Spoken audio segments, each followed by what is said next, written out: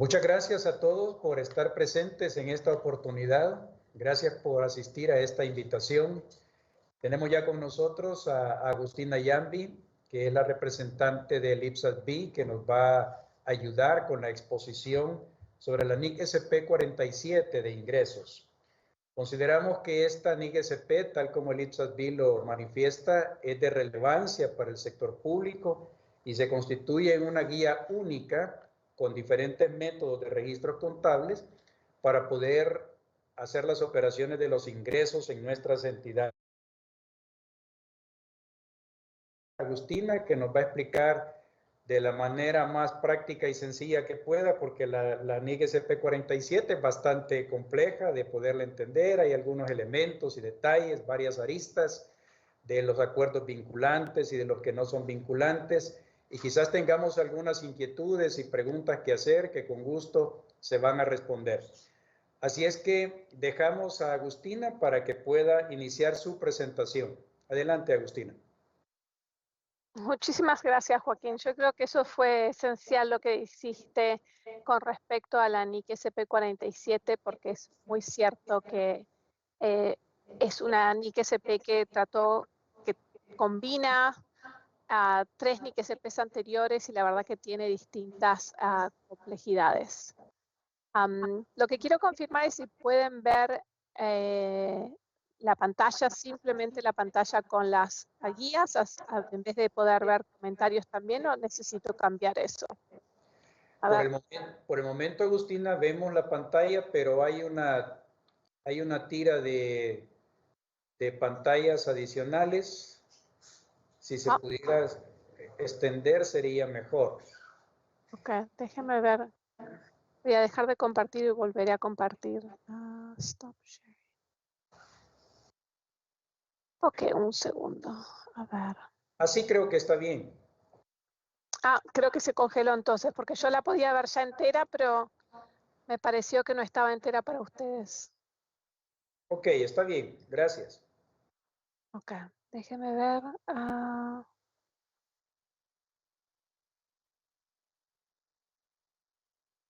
Creo que ahí se podría ver, pero a ver si me permiten un segundo. Ahora se ve bien.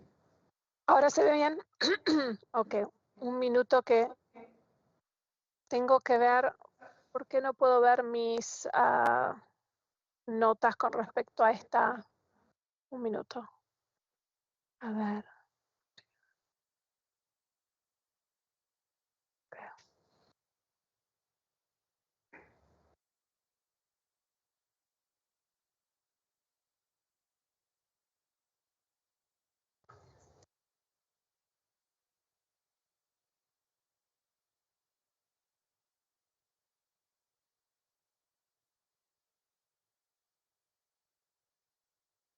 Ok. ¿Qué pueden seguir viendo la pantalla entera? Sí, claro. Ok, genial, gracias. Ok. A ver.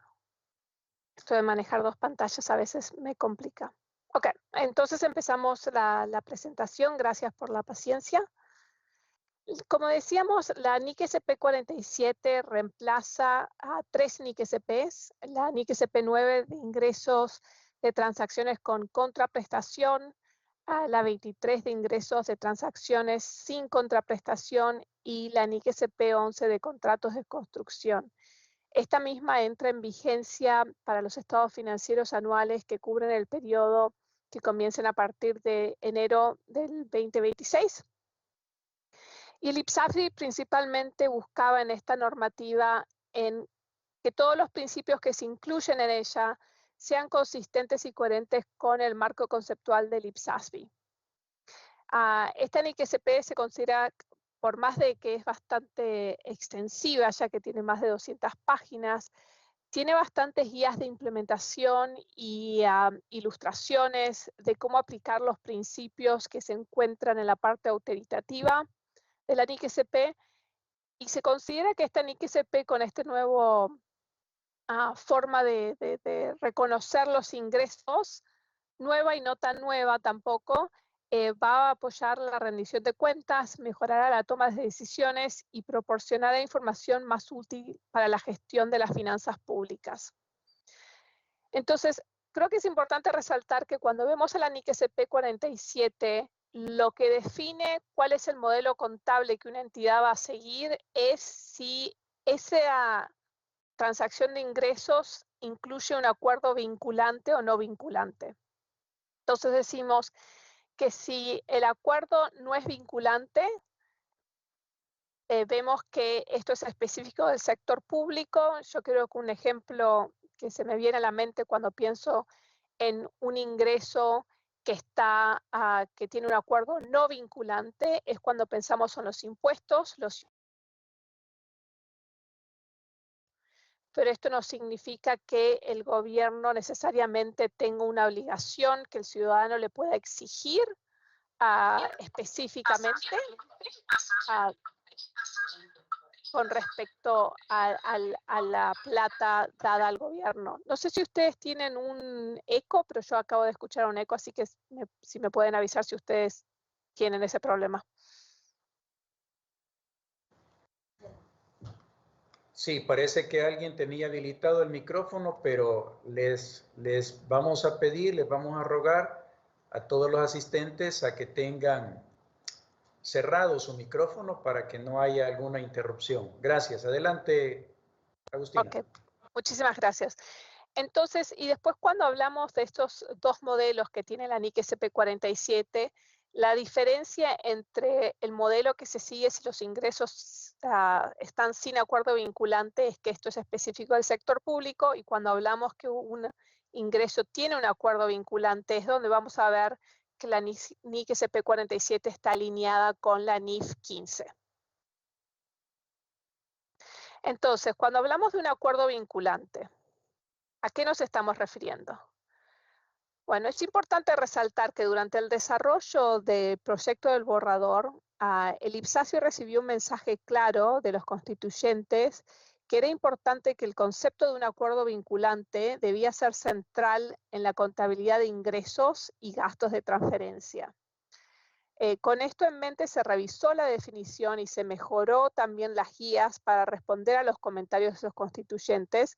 Entonces, con eso, la definición revisada de lo que es un acuerdo vinculante se convirtió en un acuerdo vinculante, es un acuerdo que confiere tanto derechos como obligaciones, los cuales son exigibles a través de medios legales o equivalentes de las partes del acuerdo. Entonces, esto es como que centra la decisión de cuando una entidad está viendo de aplicar la NIC SP47, ya que dependiendo de si hay un acuerdo vinculante o no, el modelo a seguir cambia. La definición de un acuerdo vinculante, como decía, es un acuerdo que confiere estos derechos como obligaciones exigibles a través de los medios legales o equivalentes a las partes del acuerdo. ¿Y a qué se refiere la normativa cuando dice por medios equivalentes?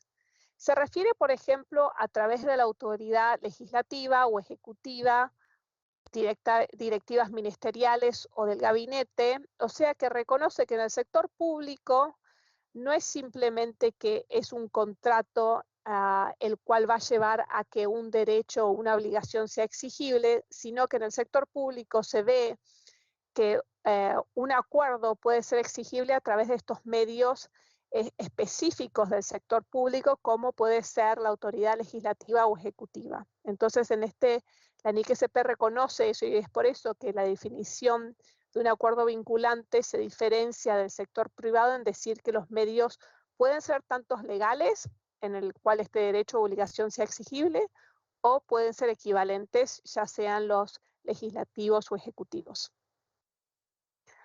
Ok.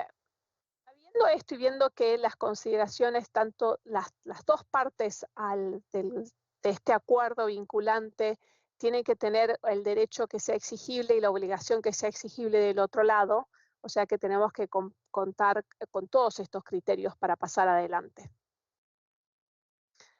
Entonces, si ahora hablamos de qué se considera que es la exigibilidad cuando hablamos del acuerdo vinculante, ¿verdad? Estamos diciendo que la exigibilidad es integral al concepto y definición del acuerdo vinculante, ya que es el mecanismo que hace que un acuerdo vinculante pueda proporcionar a la entidad la capacidad de responsabilizar a la otra parte involucrada del cumplimiento de sus obligaciones. Entonces, si este acuerdo no es exigible, se considera que entonces no es un acuerdo vinculante porque no cumpliría con la definición del acuerdo vinculante. Hay varios mecanismos en el cual puede surgir la exigibilidad.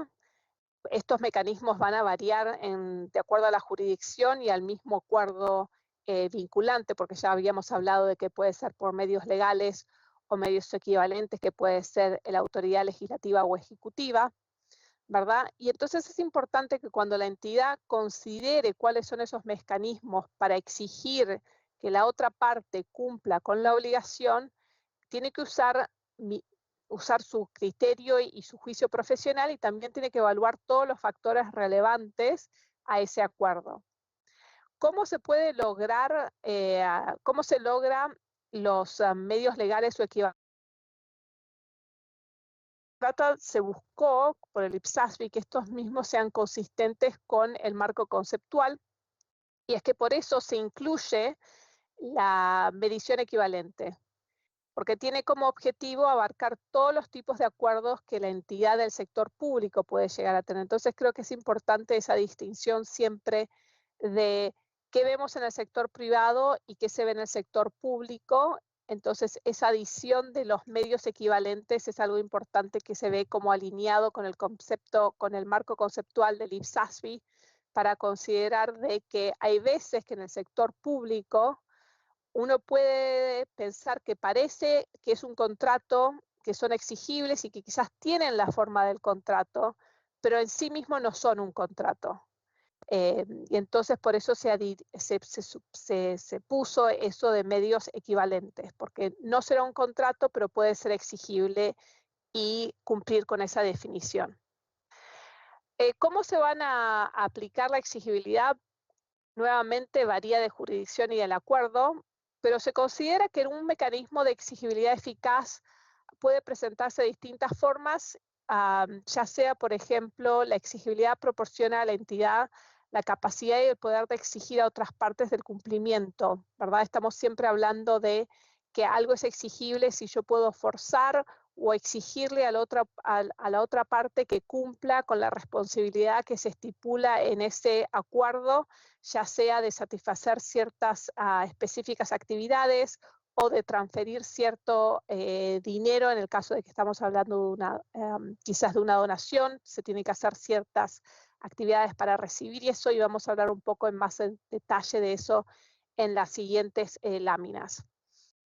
Y estoy hablando bastante tiempo de lo que es un acuerdo vinculante porque creo que es la parte que tiene más preguntas de cuando hablamos de la NIC SP 47 comparado a cuando estamos hablando de los acuerdos sin un acuerdo vinculante. Entonces, acá lo que tenemos es cuál es lleva al IPSASB a cambiar lo que propuso en el proyecto de norma 70 y 71.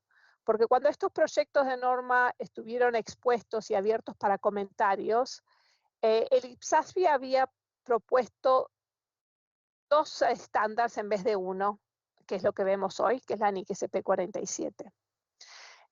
El IPSASB en ese momento, cuando propone la norma de 71 y la norma 70, habla de que hay distintos tipos de ingresos y habla más que nada de que los ingresos, disculpe, no sé si hay un poco de, si alguien puede cerrar su micrófono.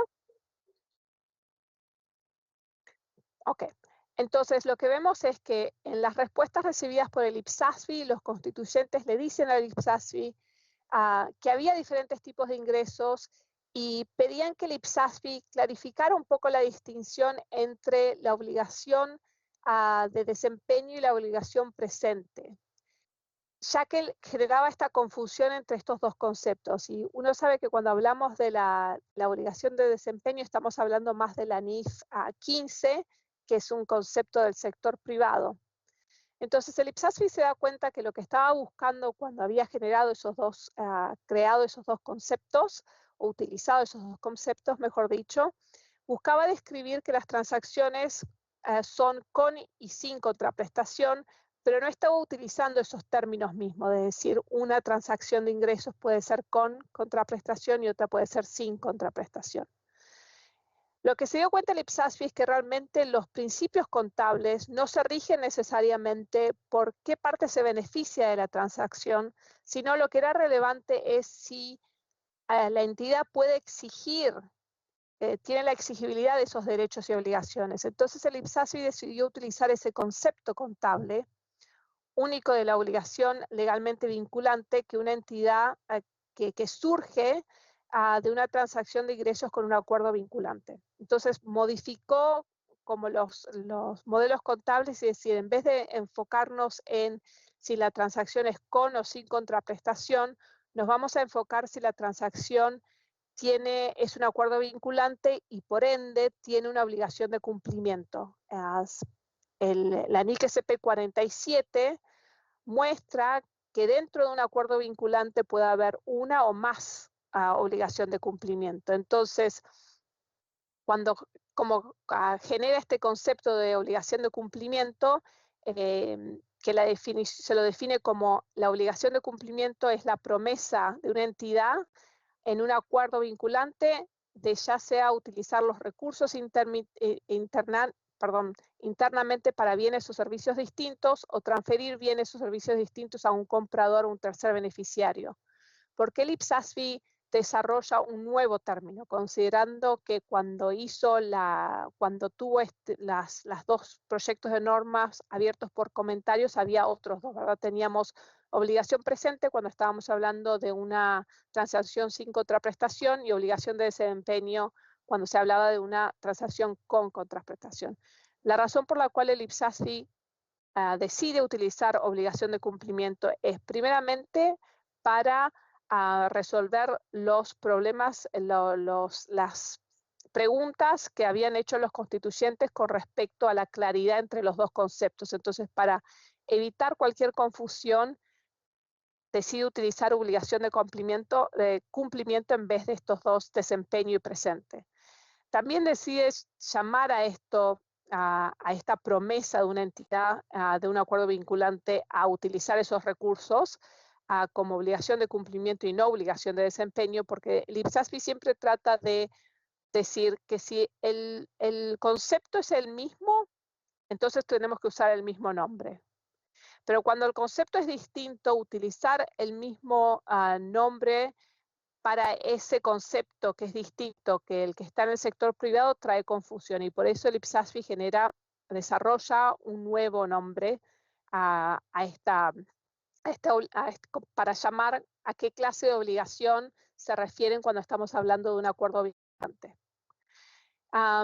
Entonces, eso es por la razón por la cual el IPSASFI como que trae este nuevo concepto cuando publica la NIC SP 47, que es la obligación de cumplimiento. Y como decía, es una promesa de una entidad adentro de ese acuerdo vinculante de realizar internamente, de mover esos recursos o bienes entre las distintas partes.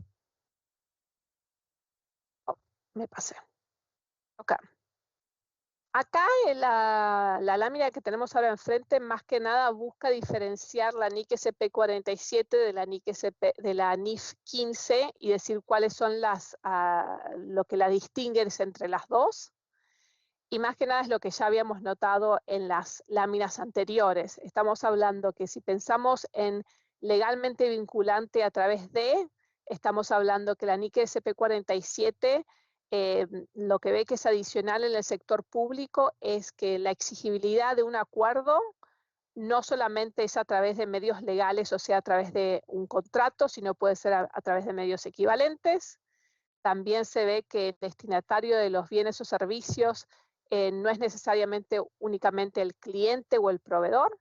Entonces diferencia esto que puede ser que la entidad que reciba el bien después lo use para beneficiar a un tercero, no necesariamente la entidad misma, y entonces esto es lo que diferencia a la NIC SP 47 de la NIF 15, que vendría a ser más que nada cuando hablamos de cuál es lo adicional de la parte del sector público comparado al sector privado. Ok, entonces cuando hablamos de un acuerdo vinculante es importante identificar las obligaciones de cumplimiento. Entonces, estábamos hablando de que adentro de un acuerdo vinculante hay como mínimo una obligación de cumplimiento. Entonces, es importante decir cuáles son los pasos que una entidad tiene que hacer. Entonces, para el reconocimiento y la medición adecuados de los ingresos que la entidad identifica, es importante identificar la unidad de medición, o sea, la unidad de medición va a ser la obligación de cumplimiento. Porque es la obligación de cumplimiento, lo considera el IPSASFI, que va a representar correctamente la naturaleza del acuerdo vinculante que la entidad tiene. Entonces, como dijimos, una obligación de cumplimiento, pero puede tener más de una.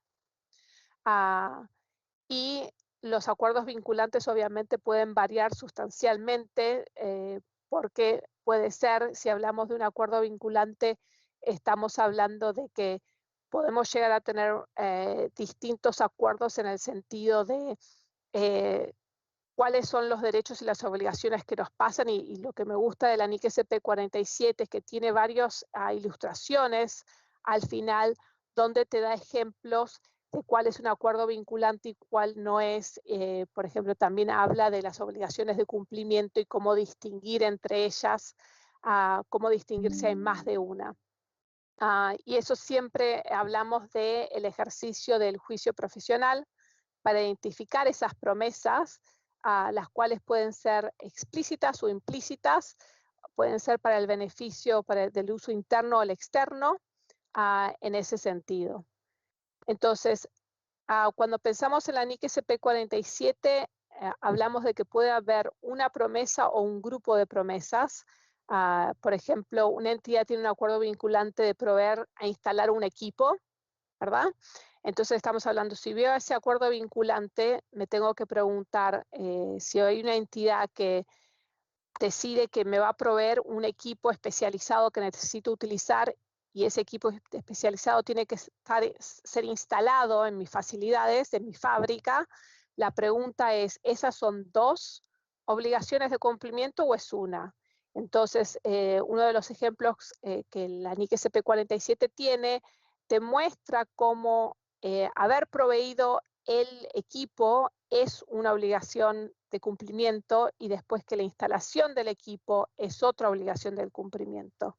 Entonces eso te permite distinguir cómo se mide el progreso de medición con respecto al ingreso. Si distingo entre esas dos obligaciones de cumplimiento dentro de ese acuerdo vinculante, cuando recibo los servicios puedo determinar cómo hago el reconocimiento de los ingresos o cómo hago el reconocimiento de los pasivos y activos en sí. La NIC SP 47 habla de que para que un bien o un servicio pueda ser distinto, los dos siguientes criterios deben cumplirse, y habla: el bien o servicio puede ser distinto, o sea, en el caso del acuerdo vinculante, una entidad tiene que proveer un equipo y a la vez instalarlo. Entonces vemos al equipo como una obligación de cumplimiento y a la instalación como otra. Entonces hay que diferenciar entre esas dos cosas, porque esos van a ayudar a la entidad a determinar cómo hacer el reconocimiento o cómo reconocer los ingresos con el paso del tiempo.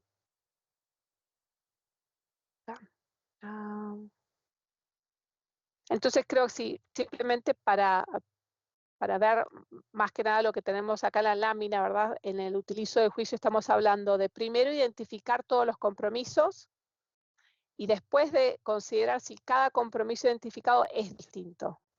Entonces, para reiterar el mensaje, es lo que decimos, un bien o servicio prometido en un acuerdo vinculante es distinto si se cumplen ambos criterios, en el cual decimos, el bien o servicio es capaz de ser distinto, el compromiso es distinto dentro del contexto del acuerdo vinculante.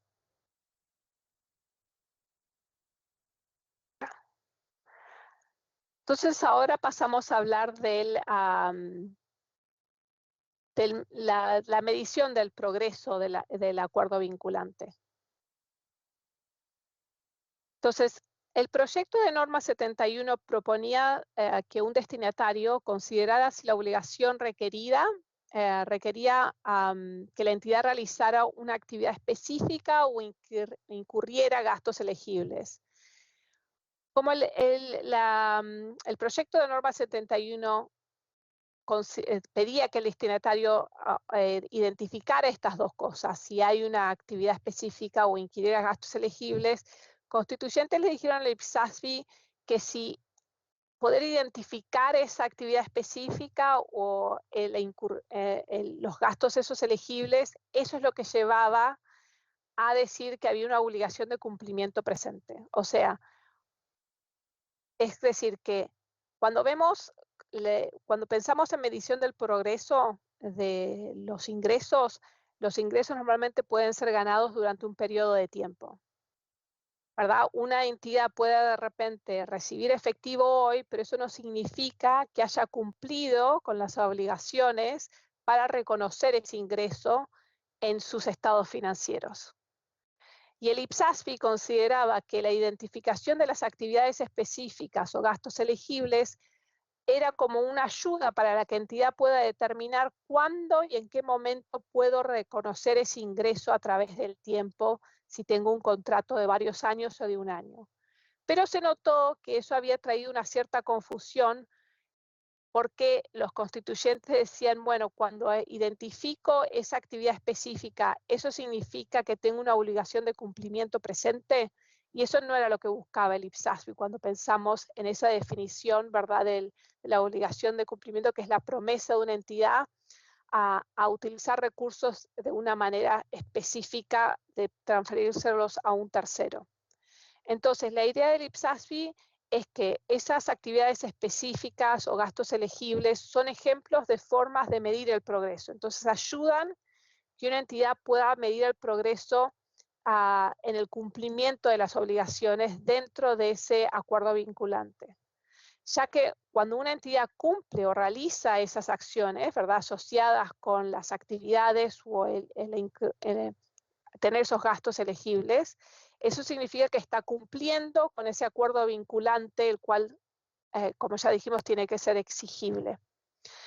Entonces, cuando una entidad identifica que ha cumplido con esas actividades específicas, lo que puede hacer es, si ha recibido efectivo antemano de cumplir con esa actividad específica que a la ayuda a cumplir con el acuerdo vinculante, esa entidad lo que puede hacer es reducir ese pasivo de los ingresos que había recibido anteriormente y reconoce los ingresos ganados. Esto me hace pensar a veces cuando pensamos en ingresos diferidos, uno puede pagar de antemano un servicio, pero eso no significa que la entidad que está proveyendo el servicio haya dado el servicio necesario.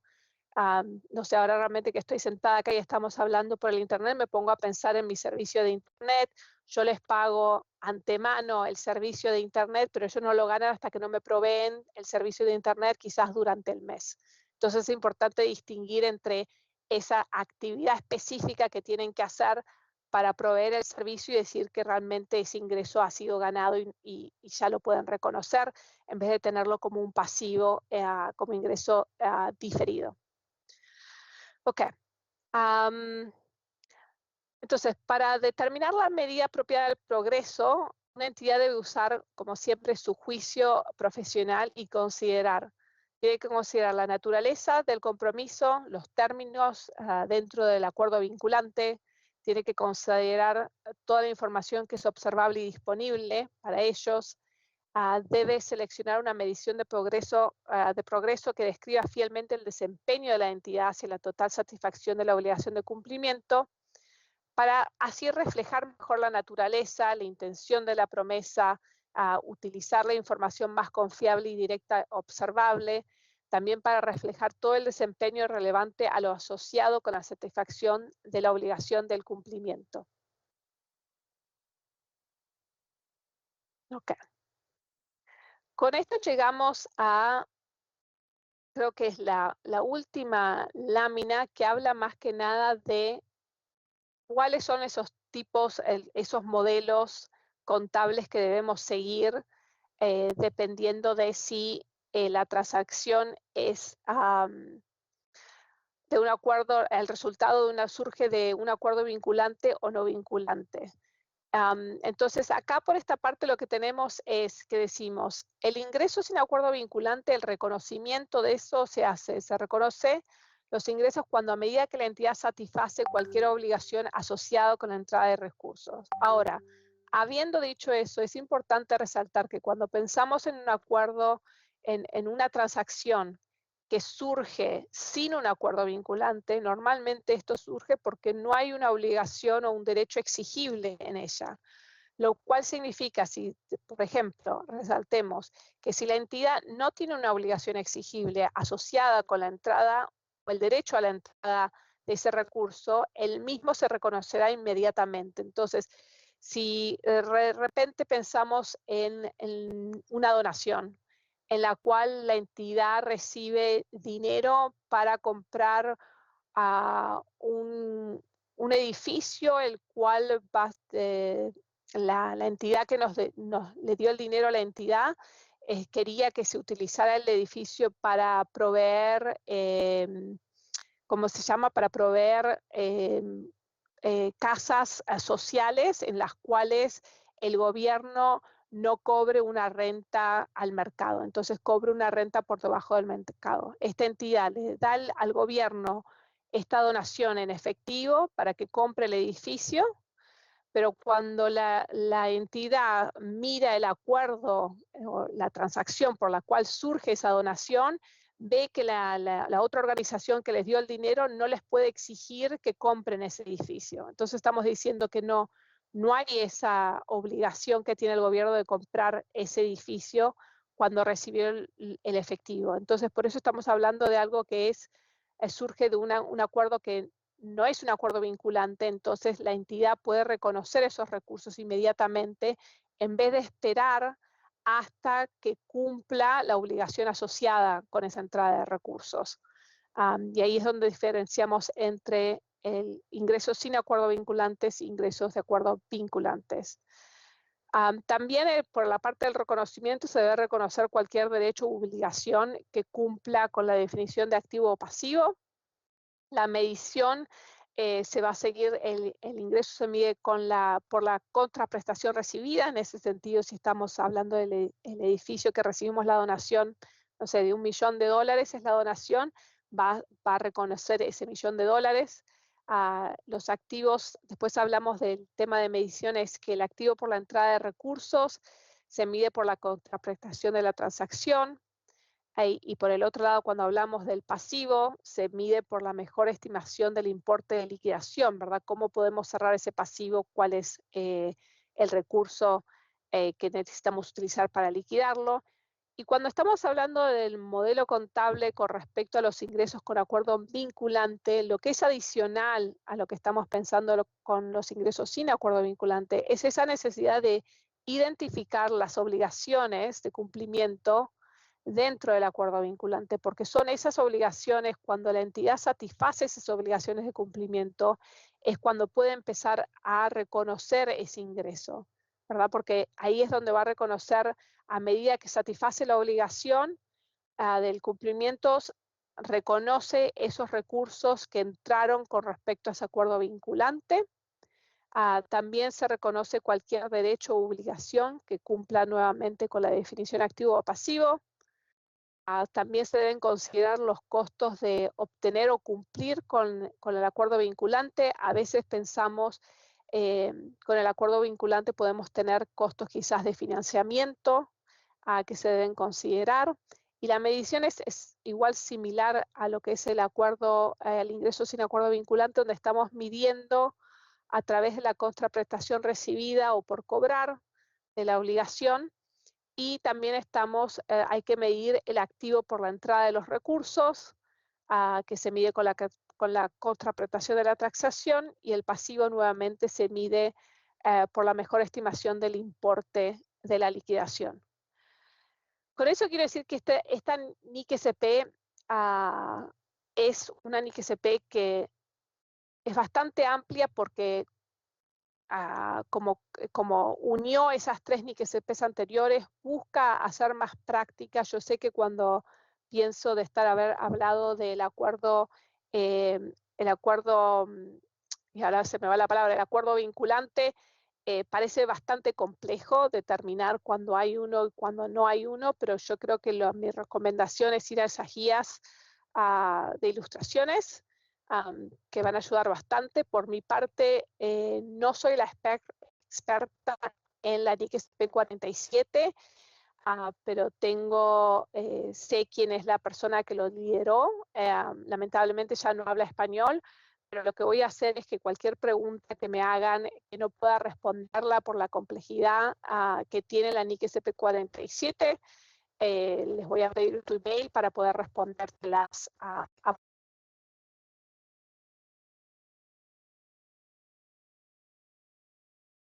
Con eso concluyo mi presentación.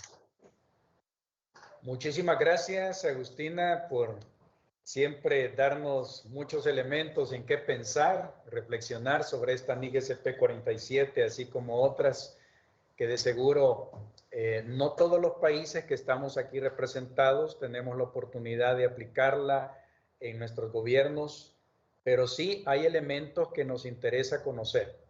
Y seguramente los compañeros acá querrán hacer algunas preguntas relacionadas. Vamos a escuchar a César. César, buenos días. Adelante con tu pregunta. César Duro, de Argentina. Buenos días, Agustina. Gracias por la charla. Gracias, Joaquín, como siempre, por tu colaboración. Agustina, la pregunta es la siguiente.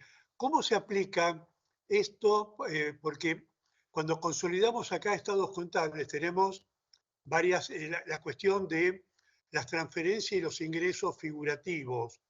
Los ingresos figurativos que los recibe una entidad para cumplir, ¿no?, ingresos que provienen de otro ente para cumplir sus objetivos de política. ¿Cómo podemos considerarlo? ¿Como un acuerdo vinculante o una obligación de desempeño? ¿Cómo lo podríamos interpretar? Entonces, para que entienda un poco yo quizás la pregunta, estamos hablando de ingresos figurativos, estamos hablando de cuando las distintas entes del gobierno se transfieren dineros para cumplir sus partes, pero son como transferencias internas. Sí, por ejemplo, la Administración Central le transfiere a un organismo descentralizado dinero que recauda la Administración Central para que el organismo descentralizado haga los gastos que tiene que hacer, sujeto a lo que el presupuesto le asignó al organismo descentralizado. Ujú. Pero no tiene ninguna, digamos, vinculación u obligación respecto del cedente, que sería la Administración Central. Claro, ahí lo que me pregunto, porque es lo que estamos hablando, creo que para que hablemos de un acuerdo vinculante, ¿verdad? Tenemos que hablar de que hay una exigibilidad de obligaciones y derechos. Y mi pregunta es, cuando estamos hablando de esta transferencia de dinero entre quizás el gobierno federal y otras entidades gubernamentales abajo, pasadas al presupuesto, no estamos hablando necesariamente que el gobierno central le pueda exigir a esa otra entidad que haga cosas específicas con esa transferencia de dinero, si lo estoy entendiendo correctamente. Correcto, porque las cuestiones específicas ya se las determinó el Congreso al organismo ejecutor, que sería el descentralizado. Como la plata la recauda de la Administración Central, para que no me quede duplicado el ingreso y el gasto, simplemente hay esa transferencia figurativa que pasa a ser un ingreso figurativo para el descentralizado que tiene que cumplir los objetivos de política que le fijó el Congreso, no la Administración Central. Claro, mi primer pensamiento, y no es que pueda dar una respuesta exacta, es cuando estoy pensando en si eso sería considerado un acuerdo vinculante, creo que volvemos a esto de que si esa transferencia de dinero entre las distintas entidades del gobierno, hay un derecho por ejemplo, la entidad que recibe ese dinero tiene un derecho a exigirle al gobierno central que le transfiere esa plata, y después si esa entidad descentralizada tiene una obligación de hacer algo específico con esa plata. Y después la pregunta mía cuando estamos hablando de la exigibilidad, ¿verdad? De cómo está definido el acuerdo vinculante es, ¿hay un medio a través del cual el gobierno central le pueda exigir a esa entidad descentralizada que haya hecho uso de ese dinero específicamente como lo determinó el Congreso que estaba diciendo usted? Entonces creo que son todas preguntas que dependen de esa respuesta en la cual decimos que la entidad descentralizada tenga el derecho de pedirle al gobierno central que le pase esa plata porque lo determinó a través del presupuesto, ¿verdad? Que el presupuesto que maneja el gobierno central. Y después que el gobierno central tenga la obligación a darle esa plata a través del presupuesto. Esa es una de las preguntas que me preguntaría si estaría tratando de determinar si cumple con lo que es un acuerdo vinculante. Y después también es eso de poder hacerlo exigible, ¿verdad? No es simplemente de si están esos derechos, pero puedo hacerlo, forzar a la otra entidad a ejecutar eso de la forma específica que se estipuló por el presupuesto. Y mi pregunta que haría es, quizás no son medios legales porque necesariamente no creo que haya un contrato entre el gobierno central y la entidad descentralizada, pero la pregunta es si los medios equivalentes serían a través del Congreso en el cual se podría forzar a esa entidad que recibió esos fondos a utilizarlos de esa forma particular como la establece el presupuesto. No sé si eso ayuda, César, pero creo que son muchas preguntas de las cuales que me haría yo misma al respecto a eso, para decir si es un acuerdo vinculante o no. Simplemente para darle paso a algún compañero. El organismo que recibe los fondos tiene la obligación de usarlo para lo que el Congreso le aprobó. El organismo de la Administración Central tendría la obligación de transferirle esos fondos, pero luego está sujeto a la aprobación de caja y la restricción de caja. Pero bueno, gracias Agustina, como siempre, y le damos paso, Joaquín, a otro compañero. Gracias. Muchas gracias, César, y gracias, Agustina. Quizás en este tema sería bueno considerar los proyectos de norma 71, creo, que tiene que ver con los ingresos con obligación de desempeño y sin obligación de desempeño. Probablemente esas transferencias como aportes de capital para que ejecuten ciertos proyectos de capital o de funcionamiento de las entidades gubernamentales, tal vez no estén dentro de los acuerdos, de lo que califican los criterios de acuerdos vinculantes, pero habría que analizarlo, obviamente habría que analizarlo. ¿Tenemos alguna otra pregunta que pudiéramos compartir con Agustina? Si no, yo tengo una, Agustina. Okay. Respecto a los acuerdos vinculantes y el progreso, la medición de progreso de estos ingresos, la NIC-SP establece que debe de continuarse evaluando el progreso, evaluando la transacción para la entrada de los recursos que se están percibiendo, las que se van a percibir.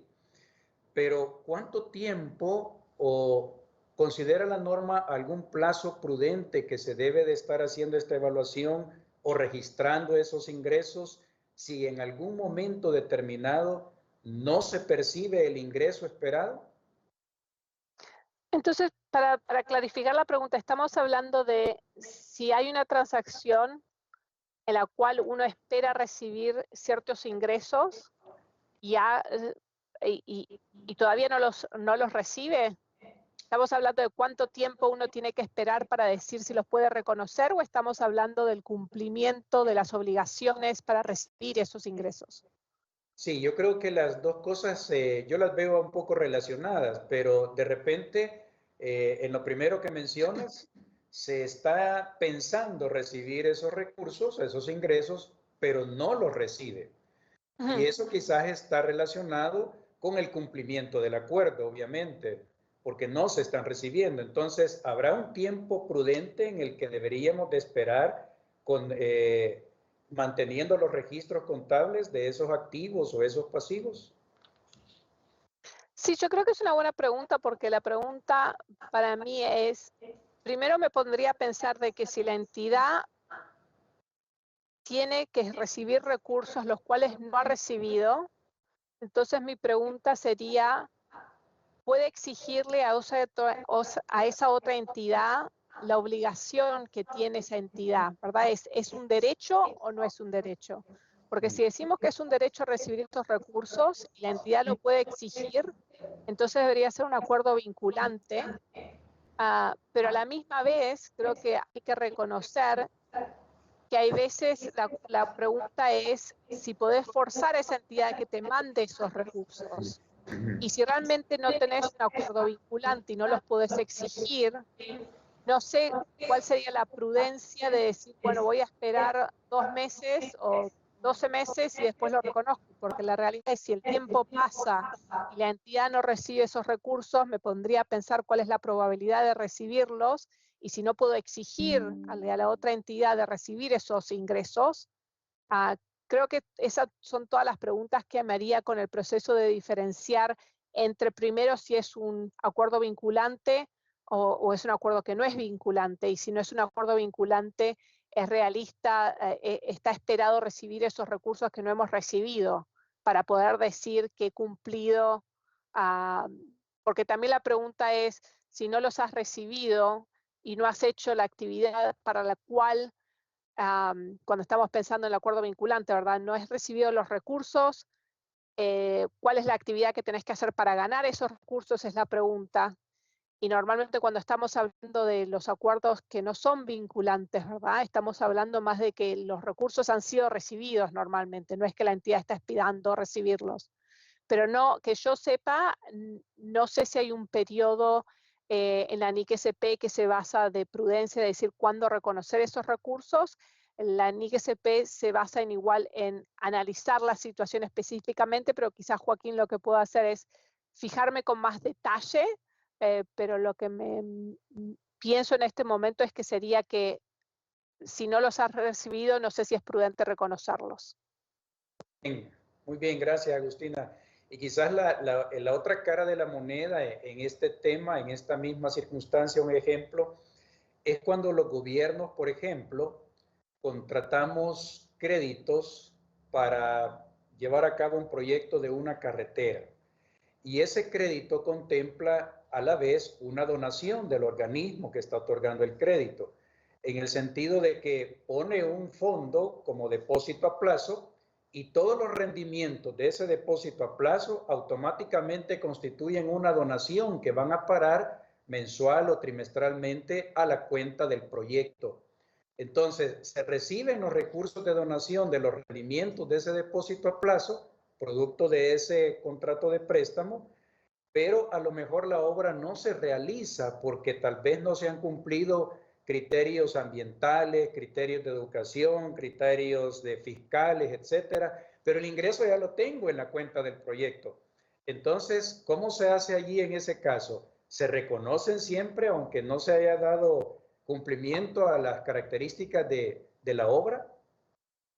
Y yo creo que ahí es donde entra la distinción entre un ingreso con un acuerdo vinculante y un ingreso sin acuerdo vinculante, porque creo que si estamos hablando de que lo que estábamos hablando ahora de este fondo a plazo en el cual recibís la donación, que es el rendimiento de ese instrumento de inversión, el cual se debería utilizar para construir la carretera, mi pregunta sería si la forma de que el gobierno, si es un acuerdo vinculante, debería haber un derecho y una obligación y debería ser exigible. O sea, que sería esa donación de ese rendimiento de ese instrumento financiero solo se puede reconocer en el caso de que la carretera se construya. Pero eso debería ser el acuerdo, ¿verdad? Que decir que esa entidad que decide donar ese rendimiento de ese instrumento financiero le exige al gobierno que construya la carretera y puede exigirle esa obligación al gobierno a través de medios legales si hay un contrato o a través de medios equivalentes. Al mismo tiempo, el gobierno tiene que tener el derecho de recibir esa donación, ¿verdad? Y poder exigir esa donación de la entidad del sector privado, quizás, para construir la carretera, pero al mismo tiempo tengo que considerar una de las obligaciones de cumplimiento adentro de un acuerdo vinculante, quizás en este caso que estamos hablando de este ejemplo, sería construir la carretera. Y si la carretera no se ha construido y esa es una obligación de cumplimiento, yo me cuestionaría el reconocimiento de esos ingresos sin haber cumplido con la obligación de cumplimiento. Habiendo dicho eso, si después podemos decir que este es un acuerdo, es un ingreso sin un acuerdo vinculante, ¿verdad? En el cual la entidad del sector privado no le puede exigir al gobierno construir esa carretera y el gobierno recibe esa donación, entonces esa donación por ahí se podría reconocer cuando se recibe, pero creo que son todas preguntas a hacerse basado con los principios y conceptos que se incluyen en la NIC SP47. Es complejo, ¿no? Sí, muy amable, Agustina, muchas gracias. Ya nos queda más claro, sí, para reafirmar el criterio de registrar o no registrar esos ingresos, ¿verdad? ¿Habrá algún otro compañero de la sesión que quisiera hacer alguna otra consulta, alguna inquietud o comentario? Joaquín, sí, ahí veo una pregunta en el chat. Bueno, primero disculparme porque estaba tan pendiente de admitir a todos en la reunión que empecé a grabar tarde. Pero veo una pregunta en el chat de Peter Welsh que dice, básicamente, ¿sigue los principios de ISA 20 o hay diferencias importantes? Y lamentablemente no estoy familiarizada con ISA 20, Peter, yo creo que te voy a deber esa respuesta. Yo lo que tengo entendido por la persona que desarrolló esta normativa es que están basadas en la NIF 15 de ingresos y están basadas en nuestro marco conceptual, así que quizás te respondo separado si se utiliza la ISA 20 cuando se desarrolló esta normativa. Gracias, Agustina. Bueno, yo tengo una tercera consulta un poco más sencilla. Aquí se habla, Agustina, de los diferentes métodos para medir el progreso de los acuerdos vinculantes y de los ingresos. Entonces, el método de resultados y el método de insumos. ¿Habrá alguno que por experiencia sea más indicado para algunas regiones o para cierto tipo de acuerdos vinculantes? La verdad no le podría responder eso, Joaquín. Suena una pregunta fácil, pero no estoy familiarizada para decirle cuál es mejor. Yo creo que si tenemos los dos, es porque la entidad siempre está en una mejor posición de definir qué información tiene. Entonces lo basaría a qué información tengo para utilizar el que es más apropiado.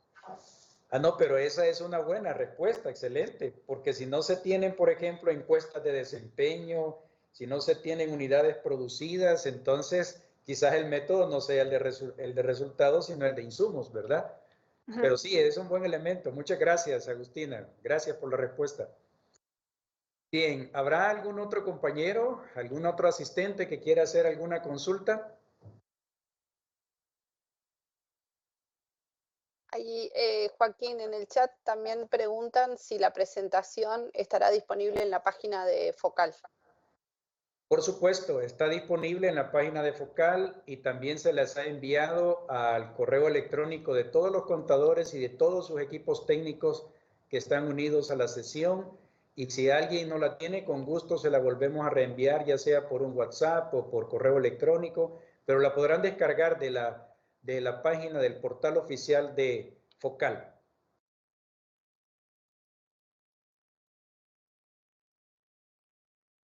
Bien, si no hay otra intervención, alguna otra consulta o comentario, pues estamos más que agradecidos con el IPSAS-B a través de Agustina, que siempre nos da este apoyo y soporte técnico a todas las contadurías gubernamentales de América Latina. Muchísimas gracias. Gracias también, Nadia, porque el banco hace posible esta plataforma virtual en la que podemos compartir estos elementos técnicos. Y gracias a todos los que han participado ahora también. Su presencia es importante porque esto ayuda a crecer, ayuda a fortalecer criterios, ayuda a desplegar conocimiento, adquirir conocimiento. Así que estamos contentos con todos y les agradecemos su participación en esta sesión técnica. Al final solo quiero recordarles que el día 11 de septiembre tendremos la próxima sesión técnica, 11 de septiembre, la próxima sesión técnica que va a ser sobre la NIC SP33, que es la implementación por primera vez de las normas internacionales de contabilidad para el sector público con el criterio de devengo. Así que están invitados desde ya. De todas maneras, les vamos a enviar por correo electrónico el enlace para que se puedan unir y por supuesto siempre se los vamos a acompañar con la presentación que amablemente Agustina nos está haciendo llegar de manera anticipada para que podamos verla y formular algunas preguntas y comentarios. Así que muchísimas gracias a todos. Que pasen buenos días o buenas tardes, depende de la región donde se encuentren y que tengan un feliz día. Un abrazo para todos. Saludos, chao. Gracias, Agustina. Gracias, Joaquín. Gracias, Saludos, Joaquín. Gracias, buen día. Gracias.